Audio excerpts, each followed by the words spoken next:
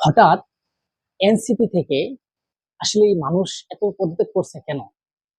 আসলে আমরা এই বিষয়টা জানার জন্য হঠাৎ এনসিপিরা কিন্তু হঠাৎ হতবাক হয়ে গেছে। আপনারা দেখতে পাচ্ছেন কয়েকদিন যাবত যে গণমাধ্যমে কিছুদিন যাবত এনসিপির বারবার অনেক লোক পদত্যাগ করছেন। আসলে এই যে যারা 24শে জুলাই গণঅভ্যুত্থানে নেতৃত্ব দিলেন এবং যারা সমন্বয়ক হিসেবে আছিলেন, তাদের কিন্তু একটা সংগঠন সংগঠন করেছে তারা, যে সংগঠন এনসিপি, যে সংগঠন বাংলাদেশ ছাত্র জনতার একটা সংগঠন হিসেবে তারা করেছেন, যে এনসিপি সংগঠনের নাম দিয়েছেন যে এনসিপি।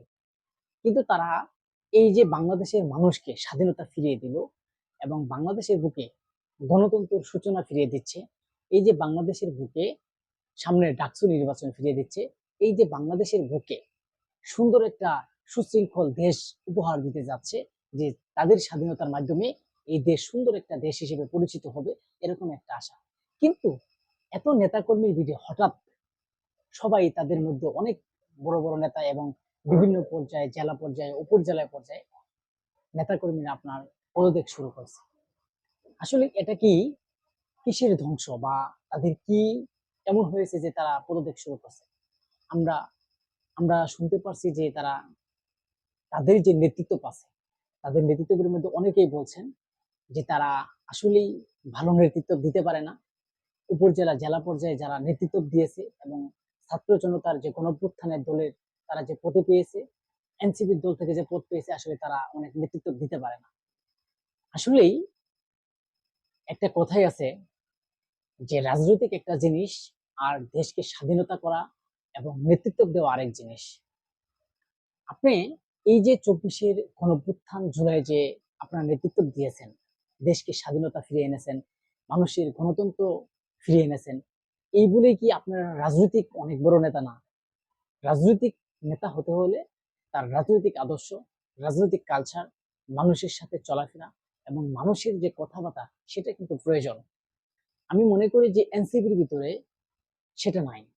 কারণ হচ্ছে, এনসিপির একজন ছাত্র, তারা পড়াশোনা করে, হঠাৎ করেই দেশে একটা সংগ্রাম চলছে এবং স্বাধীনতা যুদ্ধের জন্য তারা ডাক দিছে, এবং 16 বছরের মানুষের যে আবেগ, 16 বছর মানুষ যে ভোট দিতে পারে নাই, এবং মানুষের যে মনের ভিতরে একটা অদ্ভুত সৃষ্টি হয়ে গেছে, সেই ক্ষোভ, মনের ভিতরে যে ক্ষোভ, এই ক্ষোভই কিন্তু মানুষ তাদের ডাকে।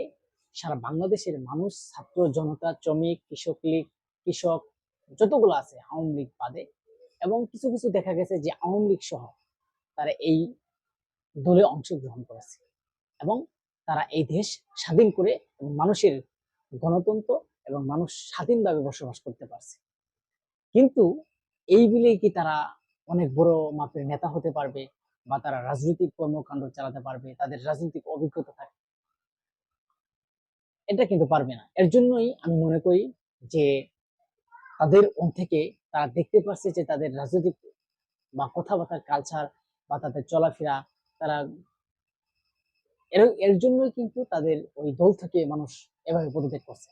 না হলে এনসিপির মতো একটা দল, যেটা ছাত্র জনতা গণঅভ্যুত্থানের দল, যারা বাংলাদেশের প্রধান উপদেষ্টা বানাইলো, প্রতিটা উপদেষ্টের, যেমন বাংলাদেশের যে প্রধান উপদেষ্টা ডক্টর মোহাম্মদ ইউনূস, তাদের নেতৃত্বে হলো, তারা যে চূড়ান্ত সিদ্ধান্ত নিয়েছে, যাকে মনোনয়ন করেছে সেই হলো, কিন্তু সেই দল থেকে হঠাৎ তারা ক্ষমতা থাকতে কেন এই পদত্যাগ করছেন?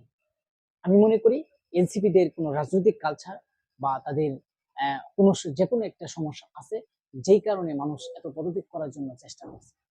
আমার চ্যানেলটা যারা সাবস্ক্রাইব করে নেয়, সাবস্ক্রাইব করে পাশে থাকবেন।